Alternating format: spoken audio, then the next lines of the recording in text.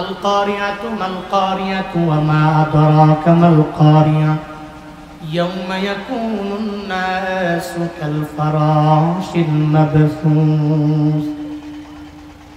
মায়ার নবী বলতে লাগলেন, এই মক্কার বড় বড় কাফিরেরা, মনে করতেছো দুনিয়া শেষ হয়ে যাবে, রবের বিচারের কাঠগড়ায় তোমার আমার সবার দাঁড়ানো লাগবে না, এই চিন্তা নিয়ে আগে যাও। তবে মনে রাখো, কিয়ামতের ময়দান একদিন কায়েম হবে, হাসরের ময়দানে আল্লাহর বিচারের কাঠগড়ায় তোমার আমার সবার যাওয়া লাগবে। নবী যখন বলতে লাগলেন, ইযা জুলজিলাতিল আরদু জিলজালাহা ওয়া আখরাজাতিল আরদু আতকালাহা ওয়া ক্বালাল ইনসানু মা লাহা। সূরা জিলজালের বয়ান। পৃথিবী যখন কম্পনে প্রকম্পিত হয়ে যাবে, পুরো পৃথিবী জমিনটার নিচ থেকে যত ভারী বোঝাগুলো আছে সব এক এক করে বের করে দিব। এমন একটা হালাতে ওয়াকালাল ইনসানু মা লাহা, মানুষগুলো বলবে জমিনের এমন কি হয়ে গেল, জমিন কেন তার বোঝাগুলো বের করে দেয়। এই ব্যাপারে নবী বয়ান করে। ওদিকে আবু জাহাল যখন কিয়ামতের ব্যাপারে নবী বলে, তুচ্ছ তাচ্ছিল্য করে কথাগুলো উড়াইয়া দেয়। উতবাকে বললে এরা তুচ্ছ তাচ্ছিল্য করে উড়াইয়া দেয়, সাইবাকে বললে এরা তুচ্ছ তাচ্ছিল্য করে উড়াইয়া দেয়। একদিন নবীর সামনে গিয়া বলে, ইয়াসআলুনাকা আনিস সাআ, এই মুহাম্মদ মাতা সাআ, কখন কিয়ামত হবে? বারবার যে হাসরের ময়দানের ব্যাপারে বলনা, কিয়ামতের ব্যাপারে বারবার জানাই না, কোন সময় হবে আমাদের জানায়া দাও। আল্লাহ পাক বলেন, ও জিবরাইল, আমার নবীর দরবারে যাও, সব লোকেরা জিজ্ঞেস করবে পয়গম্বর কোন সময় কিয়ামত হবে, এই ব্যাপারে নবীকে জিজ্ঞেস করা হোক। এই জিবরাইল, আমার নবীরে গিয়া জানায়া দাও, ইয়াসআলুনাকা আনিস সাআতি আইয়ানা মুরসাহা ফীমা আনতা মিন যিকরাহা ইলা রাব্বিকা মুনতাহাহা।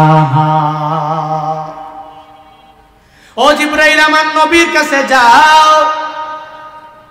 মানুষ জিজ্ঞাসা করবে কোন সময় কিয়ামত হবে। আইয়ানা মুরসাহা, মুরসাহা এর মানে হলো কোন সময় নোঙ্গর ফালানো হবে। যেমন নৌকা, একটা নৌকা নদী দিয়া যায়, নোঙ্গর কোন জায়গায় ফালানো হবে ওই ব্যাপারে মাঝি জানে।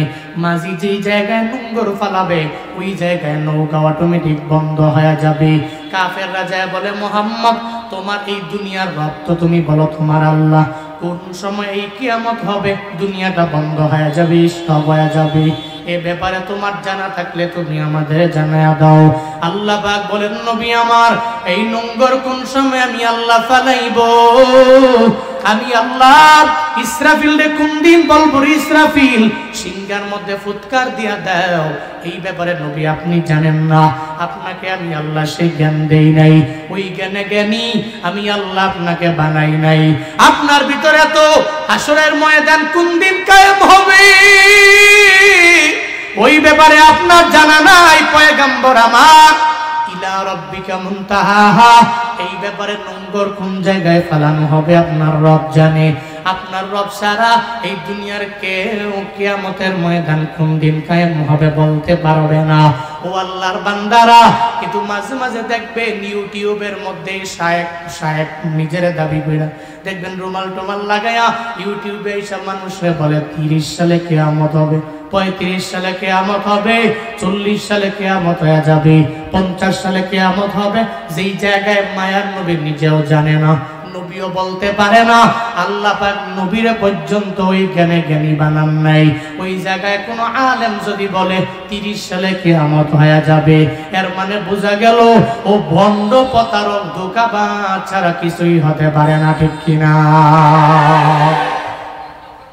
আল্লাহ পাক বলেন, ও পয়গম্বর, আমি আল্লাহ তো আপনারে এমন জ্ঞানে জ্ঞানী বানাই নাই, আপনার রব জানে, কেউ জানে না। হাসরের ময়দান কোন দিন কায়েম হবে এই ব্যাপারে শুধুমাত্র আমার আল্লাহ জানে, কেউ জানে না। এখন বুঝবো কি করে কোন সময় কিয়ামত হবে? ওই আলামতগুলো দেখে দেখে এরপরে মনে করবা হয়তো কিয়ামত সন্নিকটে হয়তো চলে আসছে, ওই আলামত দুই প্রকার, আলামতে কুবরা, আলামতে সুগরা। মদিনাওয়ালা নবী আলামতে সুগরার ব্যাপারে নবী জানায়া দিয়েছে। তিরমিজি শরীফের 2210 নম্বর হাদিস রাহমাতুল লিল আলামিন বলেন, ইদা ফাআলাত উম্মতি 15 খাসলাতান হাল্লা বিহাল বালা। নবীজি বলেন, ইদা ফাআলাত উম্মতি 15 খাসলা হাল্লা বিহাল বালা। এই সাহাবীরা, যখন দেখবা আমার উম্মতের ভিতরে এই 15টা খাসলত চলে আসছে, হাল্লা বিহাল বালা, এদের উপরে বিপদ পতিত হবে, এরা মুসিবতে পড়বে, বড় বড় বিপদে পড়বে। সাহাবায়ে কেরাম বলে, ফাকিলা ওয়ামা হুন্না ইয়া রাসূলুল্লাহ, সেই 15টা আলামত কি ব্যাপারে আমাদের জানা নাই, নবী আপনি বলেন না। মায়ার নবী বলেন, ইজা কানাল মাগনামু দুআলা, গনিমতের মাল নিজের মাল মনে করবে, মালটা গনিমতের, কিছু ব্যক্তিগত মাল মনে করবে। ওয়াল্লামানাতু দুআলা, এরপরে এরা এমন হয়ে যাবে আমানত মাগনামা, আমানতের টাকাগুলো নিজের মাল মনে করবে, গনিমতের মাল নিজের মাল, আমানতের মাল মনে করবে নিজের মাল। এমন একটা হালত হয়ে যাবে, টেন্ডারবাজি সমাজের মধ্যে এত পরিমাণে বেড়ে যাবে, আমানতের টাকা তো তার টাকা না, অন্যজনের টাকা, কিন্তু আমানত রাখার পরে খায়ান হয়ে যাবে, খেয়ানতকারী হয়ে যাবে। একটা সময় তো এমন ছিল 1 কোটি টাকা বাজেট হয়ে গেল, টেন্ডারবাজি কইরা 20 লাখ টাকার কাম করে, বাকি 80 লাখ নিজের অ্যাকাউন্টে ঢোকায়, ঠিক কিনা? 1 কোটি বাজেট, 20 লাখ 10 লাখের কাম কইরা সব ভাগ বটোয়ারা বন্টন কইরা নিজের ব্যক্তিগত অ্যাকাউন্টের ভিতরে ঢোকায়। এটা একটা সময় ছিল। ইজা কানাল মাগনামু দুআলা ওয়াল আমানাতু মাগনা, এর আমানতের টাকাগুলো অন্যের মাল মনে করতো নিজের মাল। যদি নিজের মাল মনে না করত, তাহলে এক একজন তো 100 কোটি, 1000 কোটি, 2000 কোটি, 10,000 কোটি, 15,000 কোটি, 20,000 কোটি বেগম পাড়ায় বাড়ি বানাতে পারে না, চিল্লা কও ঠিক কিনা? এরা মনে করলো জনগণের মাল তো এটা নয়, এটা আমার ব্যক্তিগত মাল। নবীজি বলছেন, আমার উম্মতের ভিতরে যখন 15টা খাসলত দেখবা, তখন বালা আসবে, মুসিবত আসবে, বড় বড় বিপদের মধ্যে এরা পড়বে। এর মধ্যে 1 নাম্বারই গনিমতের মাল নিজের মাল মনে করবে, আমানতের টাকাগুলো মনে করবে এটা অন্যের, এটা আমার। কিন্তু মদিনাওয়ালা নবীর উম্মত যারা, এরা জীবনেও কোনোদিন আমানতের টাকাকে নিজের ব্যক্তিগত সম্পদ মনে করে না। একমাত্র আবু জাহালের অনুসারীরাই আমানতের টাকাগুলো নিজের ব্যক্তিগত সম্পদ মনে করতে পারে। কারণ নবী তো আল আমিন। নবী কি? আল আমিন। নবী তো আমানতদার। আর আবু জাহেলরা ছিল আল খায়েন, এরা ছিল খেয়ানতকারী। এদের কাছে টাকা রাখলে মাইরা দিত, কিন্তু নবীজির কাছে রাখলে নবী মেরে দিত। বরং নবী তো আল আমিন। মক্কায় 40 বছর নবুয়তের আগেই কোন মুসলিম নয়, কাফেররা, ইহুদিরা নবীর আচরণ দেখা, নবীর আমানতদারিতা দেখেই তো নবীকে বললেন যে মুহাম্মদ আল আমিন। কিন্তু আবু জাহাল তো আল আমিন নয়। আল্লাহ আমাদের সবাইকে আল আমিন হওয়ার তৌফিক দান করেন। জোরে পড়েন আমিন।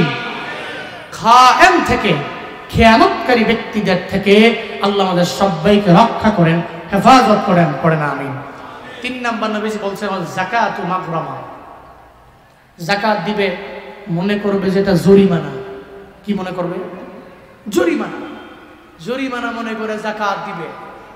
রমজান আসলে 1 লাখ টাকা যাকাত, 20,000 টাকা দিয়েই বাকি 80,000 একটা বুঝ দিয়া দেয়। মনে হয় যে দুনিয়ার কোনো ব্যক্তিরে বুঝ দিল, বিষয়টাতে এমন নয়। বুঝ তো দিল আল্লাহরে।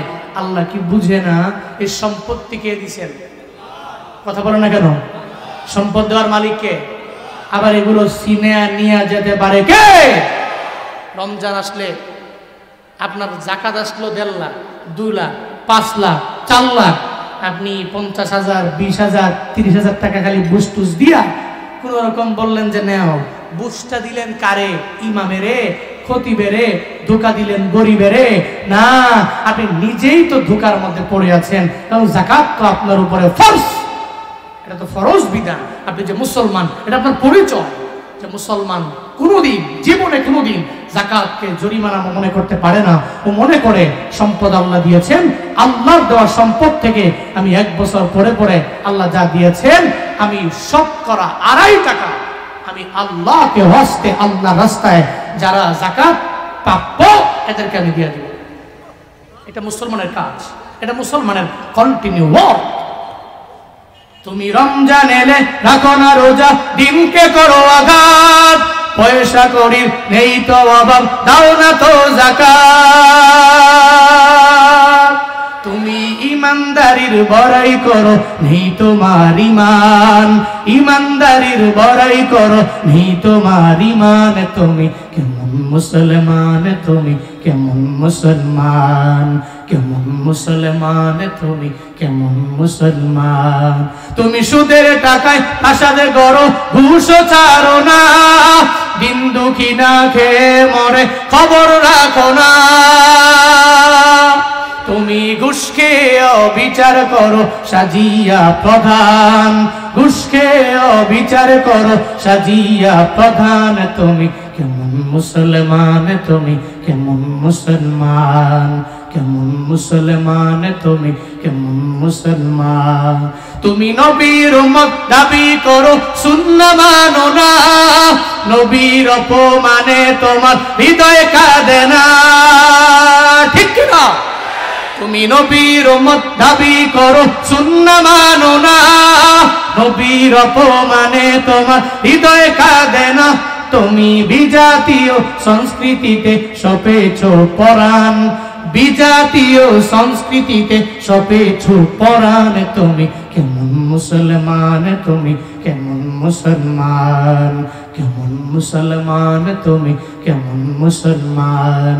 নামাজের সাথে নাই পরিচয়, মানো না কোরআন, নামাজের সাথে নাই পরিচয়, মানো না কোরআন। তুমি কেমন মুসলমান, তুমি কেমন মুসলমান, কেমন মুসলমান, তুমি কেমন মুসলমান, ঠিক কিনা?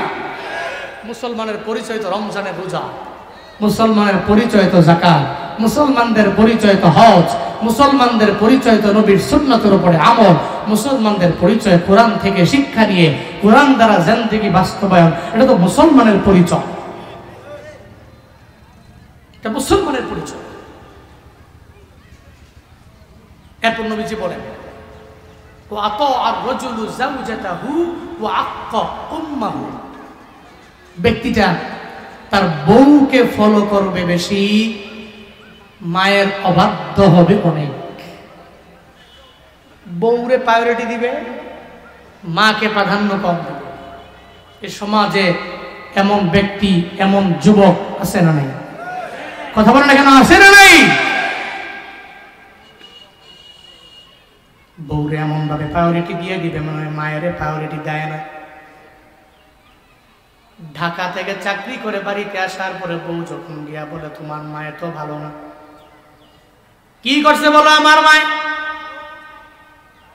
তোমার মায়ে তো আমারে প্রতিদিন প্রতি রাতের বেলা খালি পেড়ার মধ্যে রাখে, মায়ে ভালো না।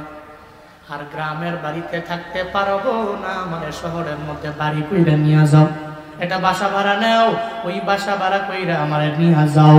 বউয়ের কথা শোনার পরে একবারও মায়ের কাছে নিয়ে বলে না, ও মা গো, কেন আমার তোমার পুত্রবধূটা কেন তোমার ব্যাপারে এটা বলে? একবারও মায়ের কাছে না বইলা বরং বউয়ের কথা শুই না মায়ের মনের মধ্যে আঘাত দেয়। ঢাকার শহরে আরামে বাড়ি কইরা গাড়ি কইরা ঘুমায়, মায়ের খবর নেয় না। এমন যুবক সমাজে আছে না না?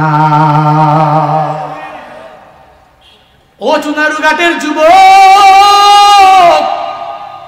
জীবনে উন্নতি করতে হলে মায়ের দোয়ার কোনো বিকল্প নাই। তুমি যদি মনে করো জীবনে উন্নতি সাধন করবা, তাহলে মায়ের দোয়ার কোনো বিকল্প নাই, তোমার বাবার দোয়ার কোনো বিকল্প নাই।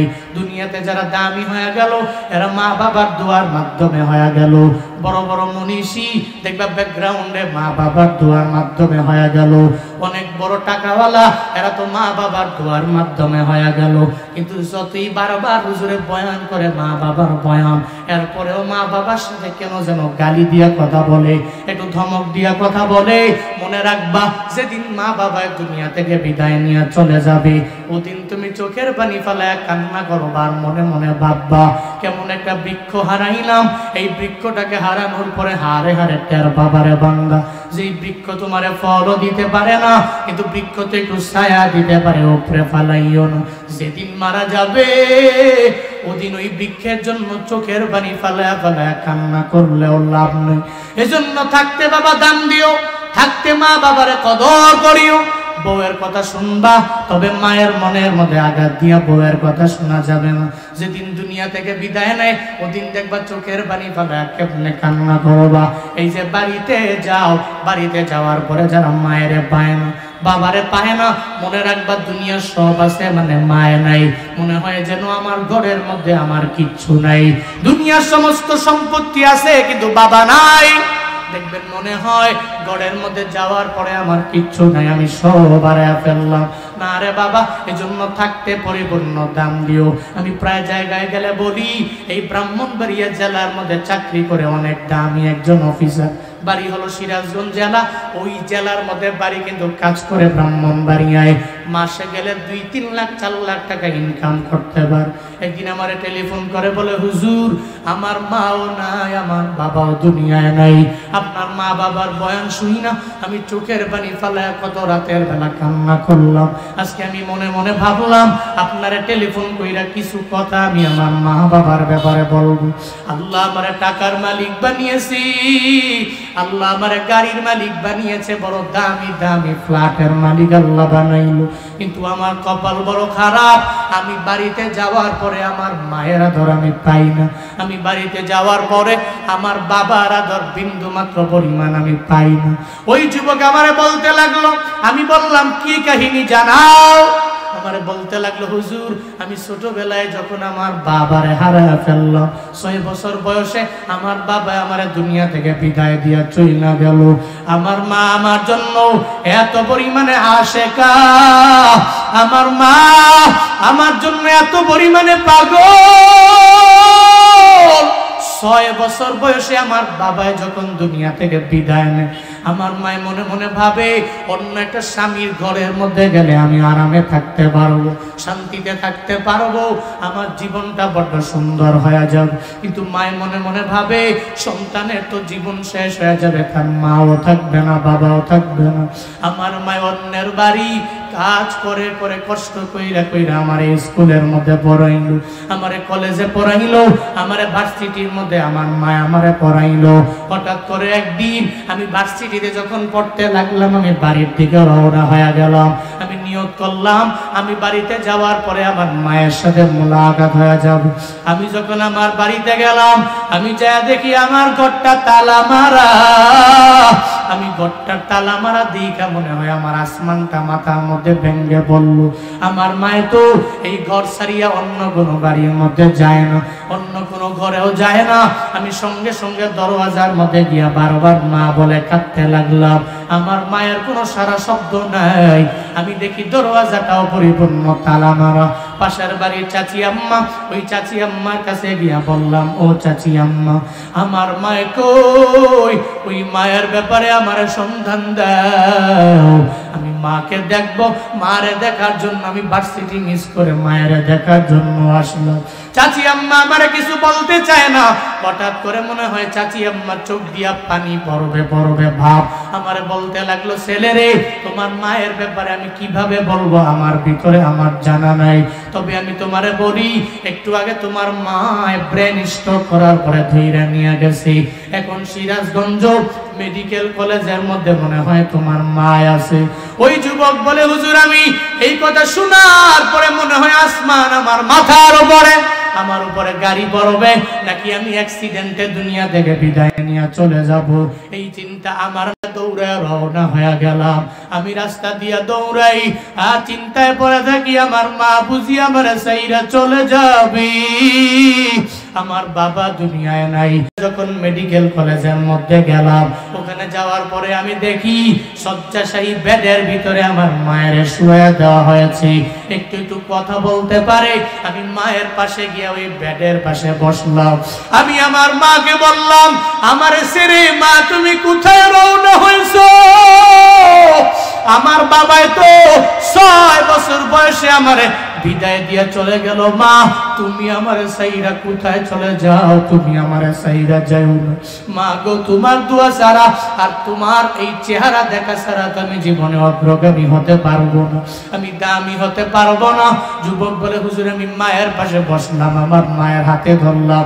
আমি মারে বললাম, মা তুমি আমারে বিদায় দিও না, আল্লাহ পাক তোমারে সুস্থ বানায় দিবে। মা তুমি বিদায় নিয়ে আমার সাইরা চইলা যায় না, তোমারে বড্ড প্রয়োজন আমার। আমি যখন মায়ের হাতে ধইরা বারবার এভাবে মায়ের দরবারে আবদার জানাইতে লাগলাম, একটু পরে মায়ের চোখের পানি ছেড়ে দিয়ে বলে, সন্তান রে তোমার বাবায় নাই, বাবায় 6 বছর বয়সে দুনিয়া থেকে বিদায় নিয়ে চলে গেল। এখন মনে হয় আমি মাও দুনিয়া থেকে বিদায় নিয়ে চলে যাওয়া লাগবে। ও সন্তান আমারে বিদায় দাও, তবে আমি তোমার জন্য একটু দোয়া করে দিব।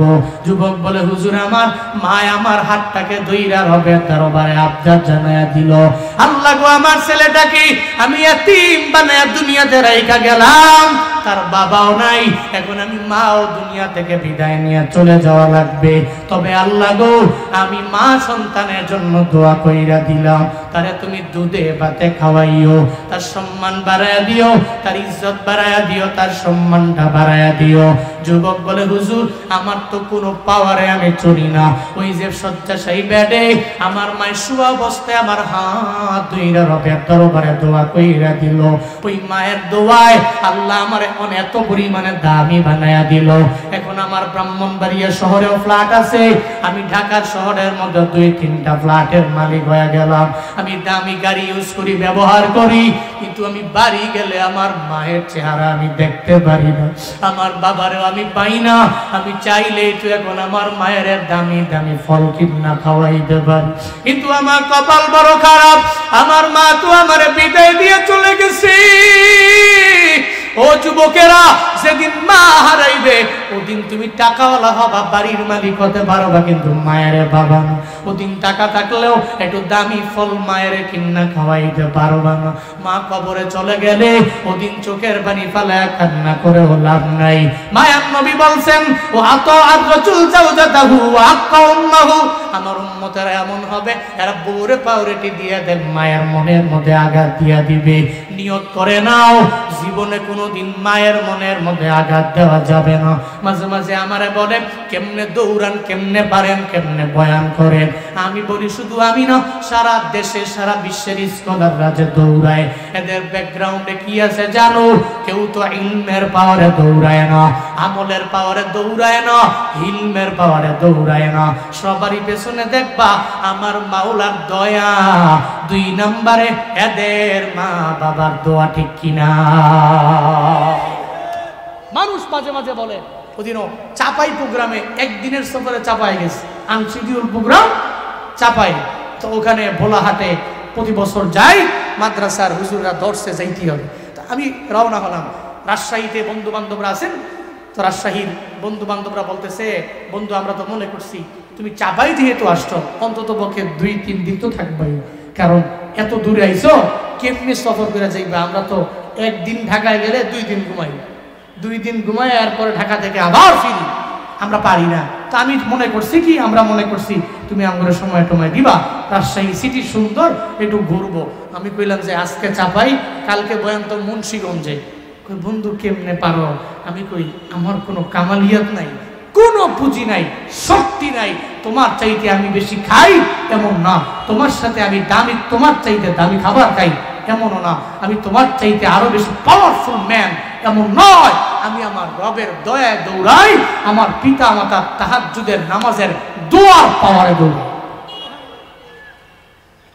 পৃথিবীর ইতিহাসে যারা কামিয়াব হয়ে গেছে, মনে রাখবেন এদের ব্যাকগ্রাউন্ডে আমার রবের দয়া, 2 নম্বরে মা বাবার দয়া।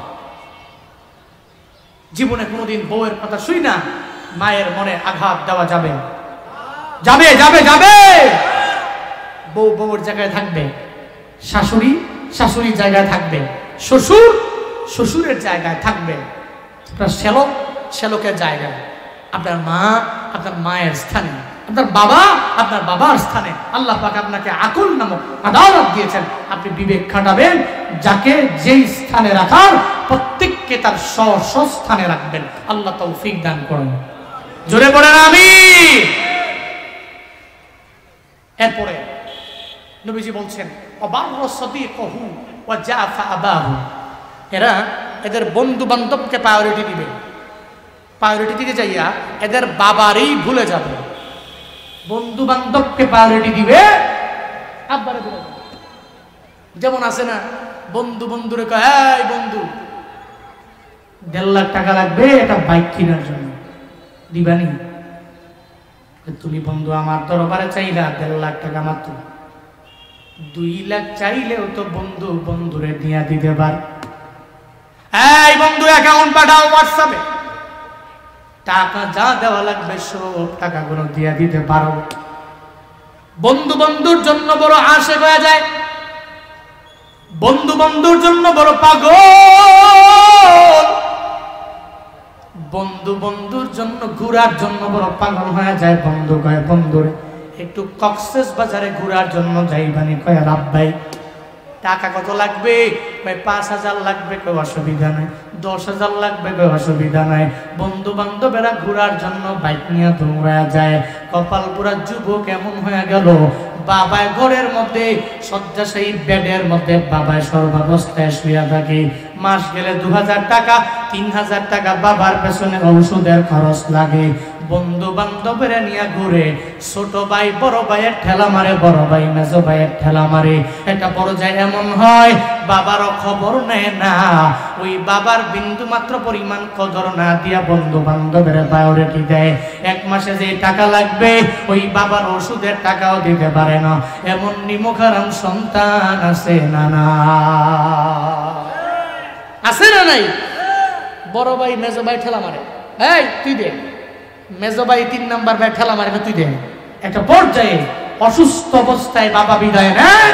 এই সমস্ত সন্তানের আবার বাবার মরণের 40 দিন পরে জিয়াফতের অনুষ্ঠান করে, লক্ষ লক্ষ টাকা খরচ করে বাবার জন্য দোয়া দোয়া মাহফিল টাফিল বিভিন্ন কিছু করায়। মরণের আগে খবর নাই, মরণের পরে জিয়াফত আছে না নাই? আবার এসব কথা বললেই কয় কি ওহাবিরা খাইতেও পারে না, আমরা খাই, খালি ফতুয়া মারে। কয় ওহাবিরা জিলাপি খাইতে পারে না ডায়াবেটিসের কারণে, আমরা খাই তাকে জল। আরে বাপ, এটা কোনো কথা হইল? বাবার কোনো খবর নেয় না, মরণের আগে খবর নাই, মরণের পরে ওরে সুবহানাল্লাহ। কয় পুরা এলাকার মধ্যে আমার বাবার মেজবানিটা সবচেয়ে বড় মেজবানি।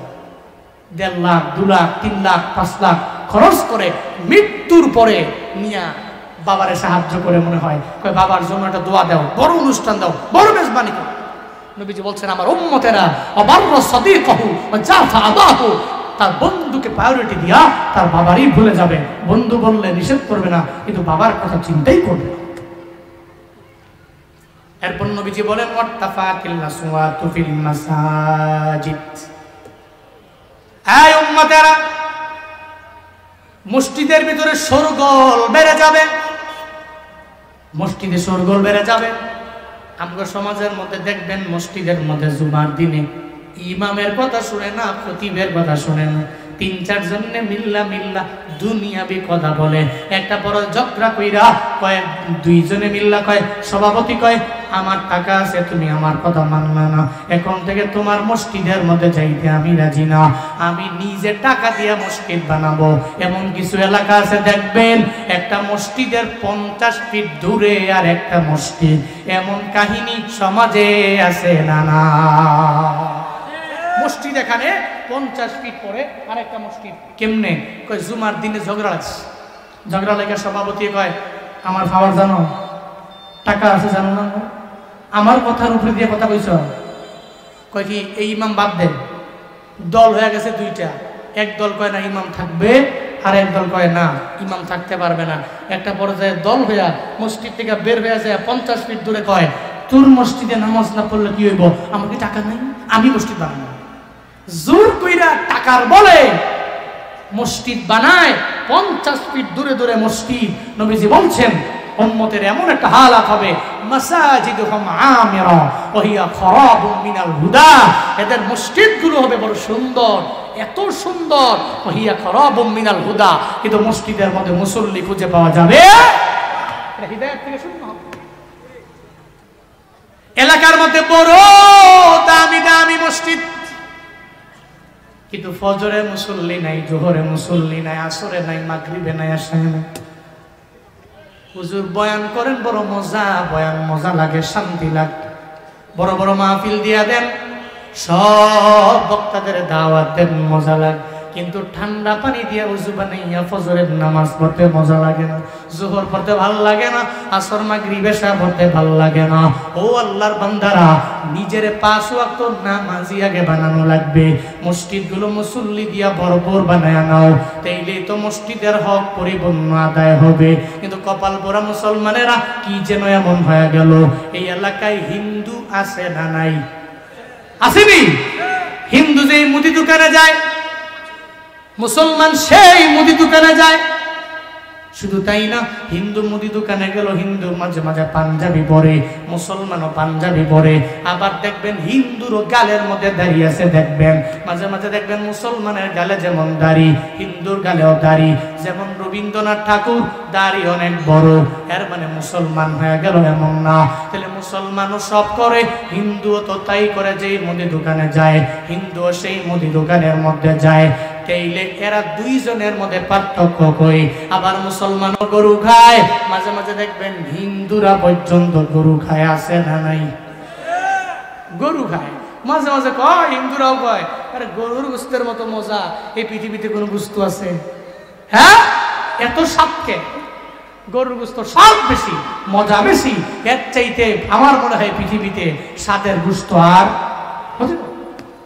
তো একদিন আমি বাড়ি থেকে বের হচ্ছি, এলাকায় অনেক হিন্দু আছে, আমার বাজারে কয় হুজুর কই যান? আমি মাহফিলে যাই। মাঝে মাঝে কি আম করে নেওয়া যায় না? আমি কি আপনি হিন্দু মানুষ? ইন্নামাল মুশরিকুনা নাজাস, আপনি অপবিত্র, পবিত্র হতে হবে।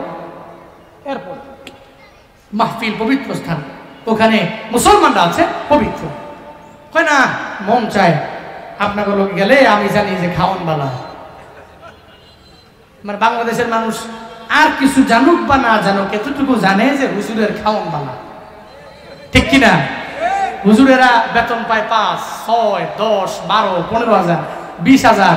খোদা কা কসম করে বলি, হুজুরদের মতো শান্তিতে এই পৃথিবীতে আর একটাও নাই, চিন্তা কর, ঠিক কিনা? এদের পরিবার কথা শুনে, বউ কথা শুনে, বিবি কথা শুনে, সন্তান কথা শুনে, শান্তি আর সুকুন রহমত দিয়ে পুরো পরিবারটা ভরপুর করে দেন কে? আরো জোরে বলেন কে? হালালে বরকত আছে। তোকে হুজুরকে খাওয়ান বানা, এতটুকু জানাস। তা আমি কই অনেক গেলে তো গরু গোশত দিবে, তা আপনি হিন্দু, গরু গোশত খাবেন না তো? কই হুজুর আপনারা তো আমি কইতে আছি আমার নেওয়ার লেগা, উদ্দেশ্য হইল গরু গোশতই খাবো। উদ্দেশ্য কি? গরু গোশতই তো খাবো, গরু গোশত খাওয়ার লেগে তবে নিবে না। মানে এর মানে বোঝা গেল হিন্দুও গরু খায়, মুসলমানও গরু খায়। Where is difference? পার্থক্য কই? একটা হিন্দু আজান দিলে জীবনেও কোনোদিন নামাজের মধ্যে যায় না, আর মুসলমানের বলা লাগবে না, মুসলমান আজান দিলে দৌড়াইয়া নামাজে যাবে, ঠিক কিনা? আজান হয়ে গেলে আমার দোকানের শাটার বন্ধ হয়ে যাবে, জোহরের নামাজে আমি দৌড়ে যাব। আসরের আজান হয়ে গেলে শাটার বন্ধ করে দৌড়ে গিয়ে আমি নামাজে চলে যাব। আমার দোকান বন্ধ, আমার কাজ কাম বন্ধ, আমার ব্যবসা বাণিজ্য বন্ধ হয়ে যাবে, আমি দৌড়াইয়া চলে যাব মসজিদের মধ্যে। এটাই তো মুসলমানের কাজ হতে পারে। নবীজি বলেন আমার উম্মতের এমন একটা সময় চলে আসবে, উম্মতেরা মসজিদের মধ্যে শোরগোল বেড়ে যাবে, মসজিদের সংখ্যা বাড়বে, কিন্তু এটা খরাব মিনাল হুদা, হেদায়েত থেকে পরিপূর্ণ হেদায়েত থেকে শূন্য হয়ে যাবে। এরপর রাহমাতুল লিল আলামিন বলেন ওয়া কানা যাইমুল কওমি আরসালাহু, সম্প্রদায়ের লিড দিবে এমন বকলম নেতা, এমন নেতারে সম্প্রদায়ের নেতা বানানো হবে, এমন ব্যক্তিরে বানানো হবে যেই ব্যক্তির ইলমুদ্দিনও নাই, ইলমুদ্দুনিয়াও নাই, মাদ্রাসার বারান্দায় যায় নাই, স্কুল কলেজের বারান্দায় জীবনেও যায় নাই। দেখবেন সমাজে এমন মূর্খরাই সমাজের লিড দেয়, ঠিক কিনা? মূর্খ সে সমাজ গড়ে, সে কওমের লিডার, সম্প্রদায়ের বড় নেতা। এমন সময়টা কি আমাদের সমাজে আসছে কি আসে নাই? কথা বলে না কেন, আসছে কি আসে নাই? ওয়াকানা যাইমুল কওম আরজালাহুম, নবীজি বলছেন তা কওমের নেতা তাকে বানানো হবে, তাকে সম্মান করা হবে এমন ব্যক্তি যার ভিতরে ন্যূনতম পরিমাণ জ্ঞান নাই, বকলম ব্যক্তিটা সমাজের লিড দিবে। এটা তো কিয়ামতের আলামত। এরপর নবীজি বলছেন ওয়া উকরিমার রাজুল মাখাফাতা শাররি, ব্যক্তিকে সম্মান করা হবে এই ভয়ে যে আমার এই ব্যক্তিটা কোনো ক্ষতি করে ফেলবে, ওকে সম্মান করা না হলে সে আমার ক্ষতি করবে, এই ভয়ে ব্যক্তিকে সম্মান করা হবে। আমার এলাকার এমপির নাম যদি আমি পোস্টারের উপরে না দেই, তাহলে আমার মাহফিলের পারমিশন পাওয়া যাবে না, অনুমতি পাওয়া যাবে না। এমন একটা হালাত হয়ে গেল, আমার এলাকার বড় লিডার, ওর নাম যদি উপরে না দেয় তাহলে আমার মাহফিল হবে না, পারমিশনও দেওয়া হবে না, আমার অনুমতিও দেওয়া হবে না। আমার এলাকায় একটা বড় মাহফিল হয়, প্রতি বছরে মাহফিলটা বড় হইতো। একটা পর্যায়ে ওই মাহফিলে বাংলাদেশের একজন পরিচিত আলোচককে দাওয়াত দেওয়া হলো, ওনার নামটাও পরে এলাকার এমপির নামটা নিচে দেওয়ার কারণে একজন ব্যক্তি পোস্টারটা ছিঁড়ে ফেললো। হঠাৎ করে এলাকার লোকেরা, ওই কমিটিরা খেপে গেল, আমার পোস্টার তুমি কেন ছিললা? এবার ওই লোক ভয় পেয়ে গেল, আমি পোস্টার ছিঁড়া বড় বিপদে পড়লাম, এখন তো একটা চিন্তা আমার বের করা লাগবে। দৌড়ে এমপির কাছে গিয়ে এমপির পায়ের নিচে পড়ে গেল, ওই এমপি গো এটা কাজ করলাম, আমি এদের বড় মাহফিলের বড় হুজুরের ওহাবি গো মাহফিলের পোস্টার আমি ছিঁড়ে ফেললাম, এদের বড় হুজুরের নামও পড়ে দেওয়া। কেন ছিঁড়ছো? ওই আপনার নামটা নিচে, এদের বড় হুজুরের নামটা উপরে, আমি এটা সহ্য করতে পারি নাই। আপনার নাম নিচে আর এদের বড় হুজুরের নাম কই উপরে, এটা আমি সহ্য করতে পারছি না। আর এই যে ব্যক্তিটা, উনি নিজেকে একজন আলেম দাবি করে এবং একটা মসজিদের ইমামও করে, উলামা লীগ। কি লীগ করে? হ্যাঁ, যা মন চায় তাই করো, হ্যাঁ উলামা লীগ করুক, অথবা জাহান্নামে যাক, জান্নাতে যাক, জেনে মধ্যে যাক, কিন্তু বেচারা মাহফিল করবে। এই মাহফিলের পোস্টার ছিঁড়ার একজন আলেম হয়ে, একজন জ্ঞানী ব্যক্তি হয়ে একজন মাহফিল করতেছে, পোস্টার দিকে সিরা। এটা তো করে হচ্ছে অবুঝ ছেলেরা, যারা বুঝে না, কদর জানে না, সম্মান করতে পারে না। সে তো বুঝবান মানুষ, সে তো নিজেকে আলেম দাবি করে, সে তো ইমাম, একটা মসজিদে নামাজ পড়ায়, আবার খুতবাও দেয়। এই ব্যক্তি শিখছে, বিপদে তো পড়ে গেছে, মানুষে কি জব দিব, এমপির কাছে গিয়া মোটামুটি দামি কুমিল্লার মাতৃভান্ডার নিছে, দামি দামি মাছ কিনা এমপির কাছে গিয়া কয় কামারটা করে লাইছি, সিরা লাইছি। কেন শিখছ? আপনার নামটা নিচে দিছে, তারা তাকে হুজুরের নামটা উপরে দিছে, এটা মানতাম পারছি না।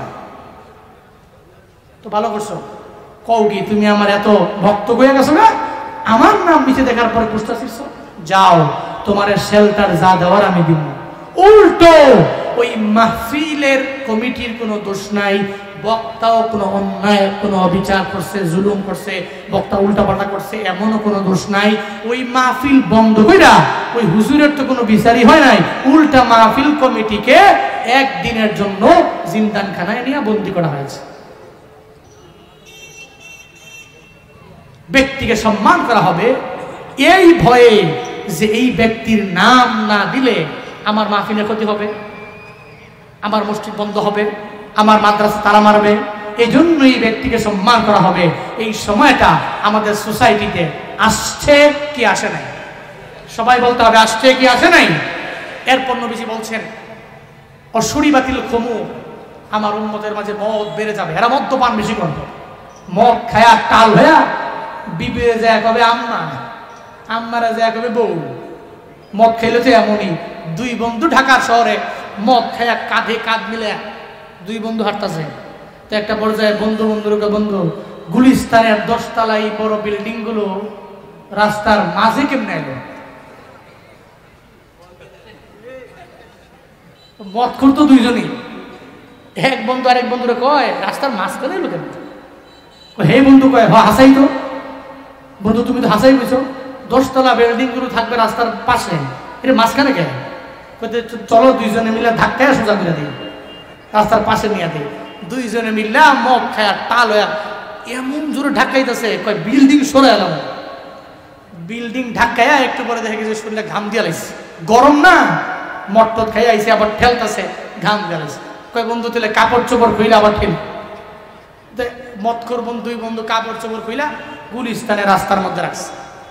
গুলিস্তানের চোর তো হলো সেচরা চোর, এর কথা হলো সিরা জুতা পাইলেও তো নিলে 2 টিয়া বেচলে কে দেয়? সিরা যদি 5-7 পাই এরপরে গুলিস্তানে এগুলো চলে, কোনো অসুবিধা নেই, কালকে দিন হইলেই বেচা যাইব। সুরে করছে কি 2 মুঠ খুঁড়ের কাপড় চোপড় লইয়া দিছে, তো হেরা এই দিক দিয়ে ঠেলতেছে। একটা পর্যায়ে ঠেলতে ঠেলতে এক বন্ধু আরেক বন্ধুর বন্ধু পিছনে দেখ, আমরা ঠেলতে ঠেলতে এত দূরে নিয়ে আইছি, এখন কাপড়গুলোও দেখা যায় না। তো ঠেলা বাদ দে, কাপড় গুলা সব বাজে গেল। মদ খায়াটা, এই জন্যই এটা হালাল না হারাম? মদ্যপান হালাল না হারাম? ইন্নামাল খামর ওয়াল মাইসির ওয়াল আনসাব ওয়াল আজলাম রিজসুম মিন আমালিশ শাইতান ফাজতানিবুহু। আল্লাহ পাক 4টি আয়াতের মাধ্যমে এই মদকে হারাম করেছেন। আল্লাহ বলছেন ইন্নামাল খামর, মদ, ওয়াল মাইসির, জুয়া, ওয়াল আনসাব, প্রতিমা, ওয়াল আজলাম, লটারি, রিজসুম মিন আমালিশ শাইতান, এটা কোনো মুমিনের কাজ নয়, এটা শয়তানের কাজ। ফাজতানিবুহু, তোমরা এগুলা থেকে বিরত থাকো। এই আয়াতের মাধ্যমে আল্লাহ পাক মদকে হারাম করেছেন। এজন্য মদ্যপান কি যারা করি ধরে রাখবো না ছাড়বো? আল্লাহ তৌফিক দান করেন, সকলেই পড়ি আমিন। অলুবিসাল হারির কথা দিচ্ছে,